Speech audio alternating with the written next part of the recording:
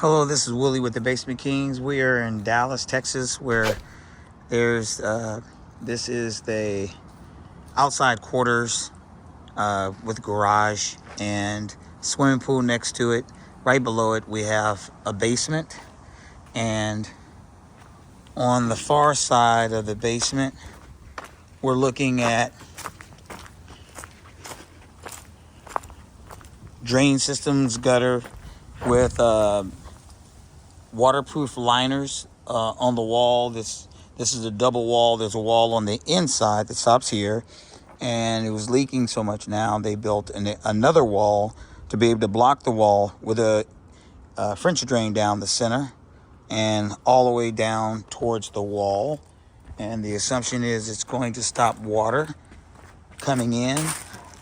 But when you build these double encased walls, means you're only going to have one side of the wall accessible for waterproofing and to be able to try to seal it, which means you're going to need a different system because there's a deck sitting on top, and the deck on top is going to allow water to come through the top, even if it's been waterproof with liners and seals, which is what is done, and wondering why the water's coming through still.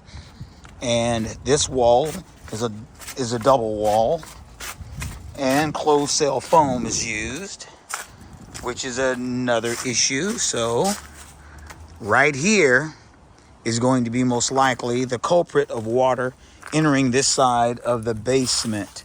I'm pretty comfortable with thinking that, and looking at that, if that's the case, then water is going to be able to squeeze through the center. So whatever you do inside that wall, you still may not have control over the other side without some type of interior drain system.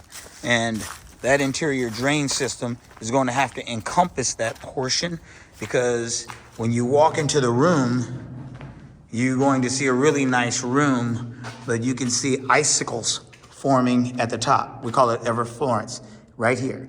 See it? And that's where it is up at the top, which tells us right off the bat that water is coming down that wall. And the number one culprit on this side during a major rain is coming in through this back wall. As you can see, it's foamed. So there's no way to get to that wall. But when you work into a room on the back side, which is not lit up too well for you, this wall here, this whole wall here that you can see, in between, most likely, water is going to be squeezing from out of this foam and then coming out over here on the floor, and it's going to be coming in under the shower. So if you don't want to have to tear out this area, we're going to have to seal it from backside and up under it and around it so to be cost effective, but it'll do it 100%.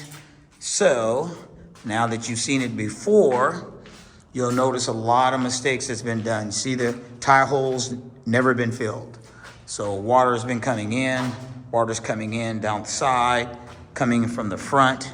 And when you walk over and you look at a waterproof liner, it should be almost like molded to the side of the wall, where it just can't give way if it wants to. And when you walk around and you see it hanging off the wall like that, that just simply tells you what you can expect on the way that it was done. And needless to say, that water is going to be leaking.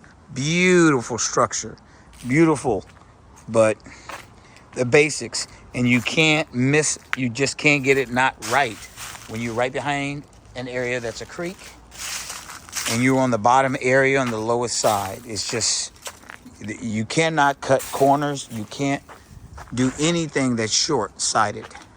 But either way, Basement Kings can fix it. So now that we've seen it, let's get busy. Thanks for watching. If you like our videos, then please subscribe or like our channels and visit us at thebasementkings.net. Thank you and have an excellent day.